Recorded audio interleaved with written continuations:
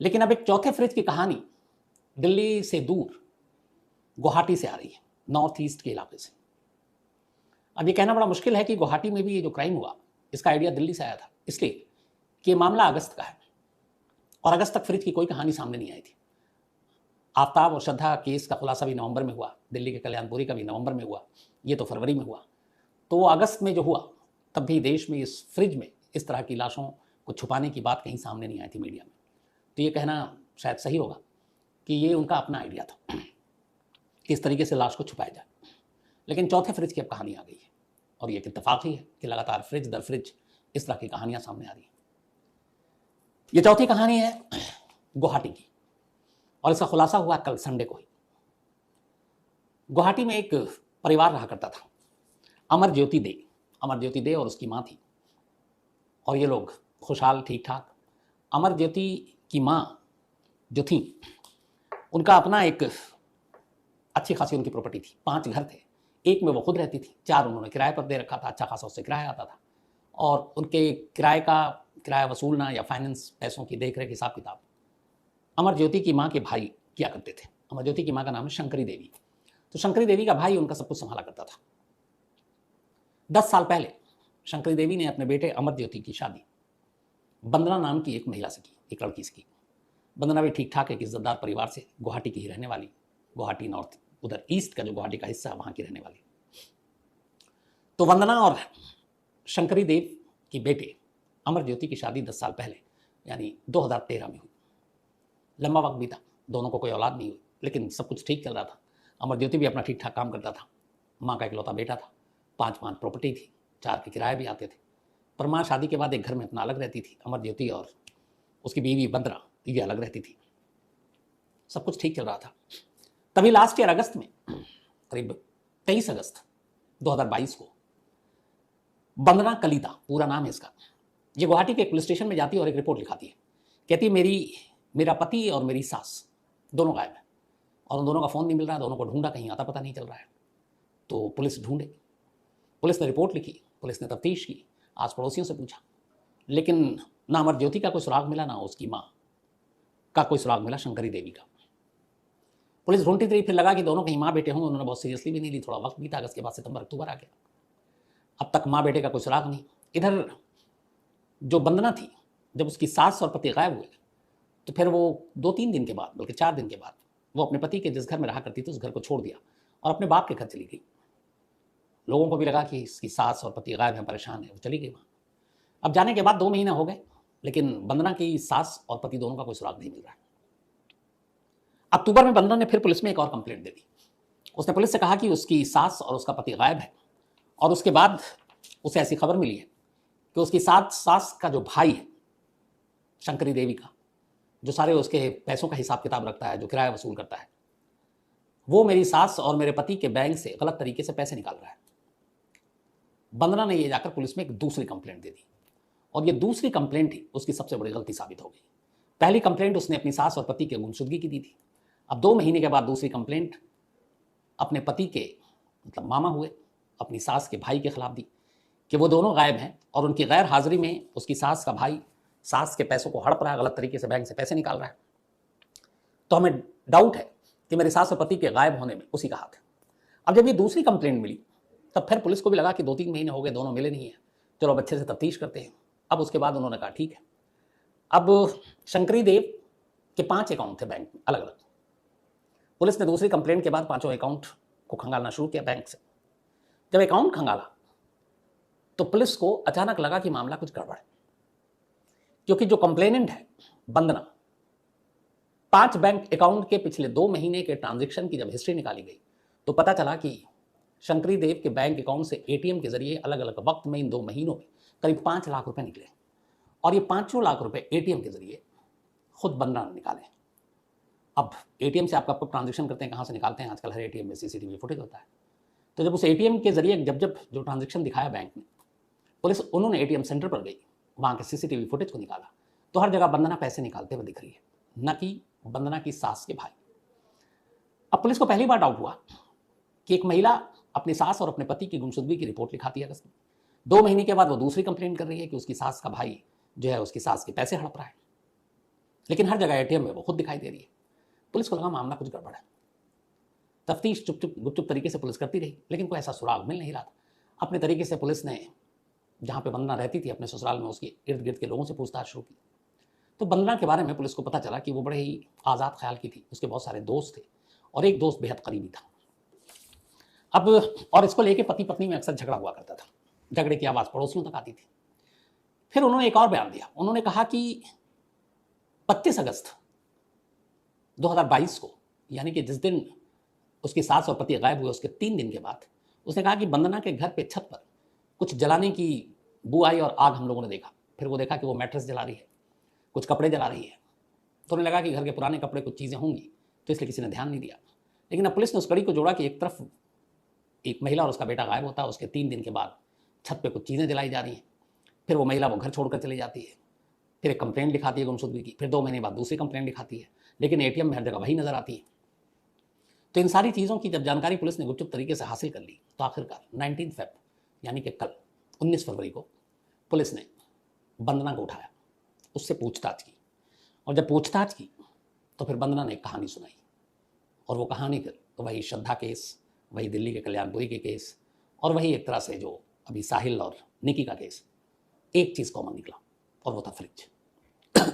पूरी कहानी कुछ यूँ थी। 10 साल पहले वंदना की शादी हुई। शादी के वक्त भी उसके बहुत सारे दोस्त थे, लेकिन शादी के बाद वंदना कलीता, उसका रंग ढंग बदला नहीं।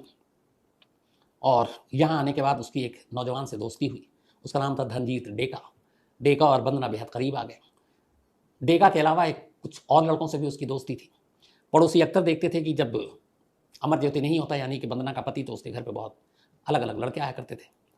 तो ये बात फिर बाद में अमर ज्योति को पता चली, खासतौर पर डेका के बारे में, कि वो डेका के साथ उसका इश्क है। इसको लेकर पति पत्नी में झगड़ा शुरू हुआ। ये झगड़ा रोज़ रोज़ का बढ़ता गया। सास चूँकि अलग घर में रहती थी, पति पत्नी साथ रहते थे। तो ये झगड़ा बढ़ते बढ़ते 2022 में अब ये हुआ कि अमर ज्योति को जब पता चल गया कि उसकी बीवी के बाकी लोगों के साथ संबंध है, उसने कहा कि अब तलाक ले लेंगे। अब बात वंदना को भी पता चली कि ये तलाक लेगा। इधर दूसरी कहानी ये थी कि जो अमर ज्योति यानी वंदना की जो सास थी, उसके पास 5 प्रॉपर्टी थी, वो भी गुवाहाटी में, 5 की अच्छी खासी कीमत, 4 रेंट पे, रेंट भी अच्छा खासा आता था, और एक घर में खुद सास रहती थी, बेटा और वो अलग घर में रहते थे। अब उसे लगा कि अगर अमर ज्योति ने उसे तलाक दे दिया तो ये सारी प्रॉपर्टी उसके हाथ से निकल जाएगी और फिर वो कहीं की नहीं रहेगी, क्योंकि उसे इश्क के साथ पैसे भी चाहिए थे। तभी उसने प्लान करना शुरू किया कि ऐसा हो कि अमर ज्योति भी ज़िंदगी से निकल जाए, उसकी सास भी निकल जाए और ये सारी प्रॉपर्टी उसकी हो जाए। मतलब सारी लालच उसके अंदर थी। इसी के बाद 19 अगस्त को वो गुवाहाटी में एक जगह है जहाँ पर उसकी सास जो रहा करती थी, वो वहाँ जाती है सास के पास, और ये चांदमाड़ी इलाके में है। इसके साथ इसका एक दोस्त जाता है, उसका नाम है अरूप दास। तो अरूप दास और वंदना पहुँचती है अपनी सास शंकरी देव के घर। वहाँ सास अकेली थी, दोनों जाकर उसका गला घोटते हैं। गला घोटने के बाद मार डालते हैं। मारने के बाद अपनी सास के दोनों वो मिलकर, वंदना और उसका जो दोस्त है अरूप, लाश के छोटे छोटे टुकड़े करता है, उसको पॉलीथीन में रखता है, पॉलीथीन को फ्रिज में रखता है, फ्रिज में, और फ्रिज में रखने के बाद ये दोनों लौट आते हैं। बल्कि ये 17 अगस्त की बात है, 17 अगस्त लास्ट ईयर 2023। तब एक इनकी जिंदगी का कांटा दूर हो चुका था। सास जो थी वंदना की, उसको वंदना ने अपने और अपने दोस्त के हाथों मिलकर मार डाला, फिर लाश के टुकड़े किए और टुकड़ों को फ्रिज में रखा, घर का दरवाजा बंद किया। अब वो वापस अपने घर लौट आई। 17 तारीख को कत्ल किया था। 3 दिन बीत गए। इधर 3 दिन तक सास और बेटे में भी चूंकि ज्यादा उसकी आना जाना नहीं था। 21 अगस्त की तारीख आ जाती है। 21 अगस्त को अब अमर ज्योति घर आता है। तब वंदना धनजीत डेका को बुलाती है। उसे कुछ मिलाकर अपने पति को पहले ही पिला चुकी थी, वो नींद बेहोशी की हालत में था। वंदना और धनजीत डेका अब अमर ज्योति का गला घोटते हैं और उसे मार डाल देते हैं। मारने के बाद सेम वैसे ही अमर ज्योति की भी लाश के टुकड़े करते हैं, पॉलीथीन में रखते हैं और पॉलीथीन को फ्रिज खाली करके उसमें डाल देते हैं। 2 घर के अंदर 2 कत्ल 4 दिन के अंदर वंदना कर चुकी थी। पहले अपनी सास को मारा, फिर अपने पति को मारा, और दोनों की लाश के टुकड़े अब फ्रिज में थे। अब इसके बाद प्लानिंग ये होती है कि इन लाश के टुकड़ों को कहां ठिकाने लगाया जाए। 23 अगस्त को पहले सबसे जो सास के उसके घर पे फ्रिज था, उसमें लाश के टुकड़े थे, वहां अरूप दास पहुंचता है। अरूप दास उन टुकड़ों को एक बैग में भरता है। बैग में भरने के बाद वो कार में रखता है और कार लेकर आता है अब वंदना के घर, यानी अमर ज्योति के घर, दोनों के पति पत्नी के। यहाँ पे डेका पहले से मौजूद था। डेका एक दूसरे बैग में फ्रिज में पड़ी जो अमरज्योति की लाश के टुकड़े थे उनको समेटता है, वो बैग लेकर गाड़ी में आता है। अब दोनों लाश के टुकड़े गाड़ी के अंदर रख देते हैं। इसके बाद ये तीनों यानी वंदना, अरूप और डेका गाड़ी को अब लेकर मेघालय की तरफ निकल जाते हैं। उन्हें पता था मेघालय में बहुत सारे ऐसे रास्ते हैं जहाँ पर पहाड़ियाँ हैं, खाई हैं गहरी गहरी, तो वहाँ पे उसको फेंक सकते हैं। तो ये सब निकलते हैं वहाँ से और उसके बाद चेरापूंजी के करीब एक दावकी एरिया है, वहाँ पर अलग अलग सास की लाश को अलग और अमरज्योति की लाश को वहाँ से दूर, एक मेघालय में एक चेरापूंजी के पास, अलग अलग इलाकों में फेंकते हैं ताकि किसी को शक ना हो। दोनों की लाश को ठिकाने लगाने के बाद वंदना वापस आती है। अरूप जो है वो गुवाहाटी के खानपारा इलाके में चला जाता है, जो डेका है वो तिनसुकिया चला जाता है। वंदना अपने घर आती है। घर आने के बाद वो बेड और बाकी कुछ चीज़ें छत पर ले जाती है, उसको जलाती है, अपने पति के कपड़ों को कुछ जलाती है, जो कत्ल किया था उसके सबूत सारे मिटाती है, जो टुकड़े किए थे। और इसके बाद ये सब करने के बाद 25 अगस्त को वो पुलिस स्टेशन जाती है और पुलिस स्टेशन जाने के बाद अपने पति और सास की गुमशुदगी की रिपोर्ट लिखाती है। रिपोर्ट लिखाने के बाद अब उसके माँ बाप को भी पता चलता है वंदना के, वो अपने मायके चली जाती है, वो भी गुवाहाटी में ही है और मायके में ही रहती है। इधर पड़ोसियों को भी ये पता था। पुलिस ने शुरुआती कंप्लेंट पे ज़्यादा सीरियसली काम किया नहीं था, लेकिन 2 महीने के बाद अक्टूबर में जब वंदना दूसरी कंप्लेंट देती है और अपने सास के भाई के खिलाफ कि वो पैसे हड़प रहा है, और पुलिस उस कंप्लेंट पर, क्योंकि 2 महीने से दोनों मिले नहीं तो पुलिस को भी लगा मामला गड़बड़ हो सकता है, और उन्होंने जब तफ्तीश की और फिर एटीएम सेंटर, एटीएम जो जहाँ से पैसे निकले वहाँ से खुद वंदना ही पैसे निकालते हुए दिखाई दी, तो फिर पुलिस की टीम ने वंदना को पकड़ा और इस तरीके से अगस्त 2022 में जो 2 कत्ले हुए उसका खुलासा 19 फरवरी 2023 में हुआ। अब ये सारी जब चीज़ें हो गई, पुलिस की टीम पहुंची उसी मेघालय और चेरापूंजी के पास जहां इन्होंने बताया था। अब तक पुलिस बॉडी के कुछ पार्ट्स बरामद कर चुकी है। डाउकी इलाके से जो पुलिस है उसने कुछ पार्ट्स मिले हैं बॉडी के। शंकरी देवी के बॉडी के पार्ट्स मिले हैं लेकिन सर नहीं मिला है। कुछ ब्लैंकेट्स मिले हैं, कुछ कपड़े मिले हैं पॉलीथीन बैग में, हाथ मिले हैं कटे हुए, लेकिन सर अभी तक गायब है। जबकि अमरज्योति की लाश जो इन्होंने फेंकी है, अमरज्योति देव की लाश, वो अभी तक बरामद नहीं हो सका है, उसका एक भी टुकड़ा। सास के कुछ टुकड़े मिल गए हैं सर, लेकिन फिर भी नहीं मिला है। अब वंदना जो है, या वंदना कहें, इसको कस्टडी में लेकर पुलिस की टीम एक बड़े सर्च ऑपरेशन में इस वक्त मेघालय में लगी है। सेम वैसे ही जैसे कुछ महीने पहले दिल्ली के महरौली के जंगलों में दिल्ली पुलिस की टीम लगातार 10 दिन तक खाक छान रही थी।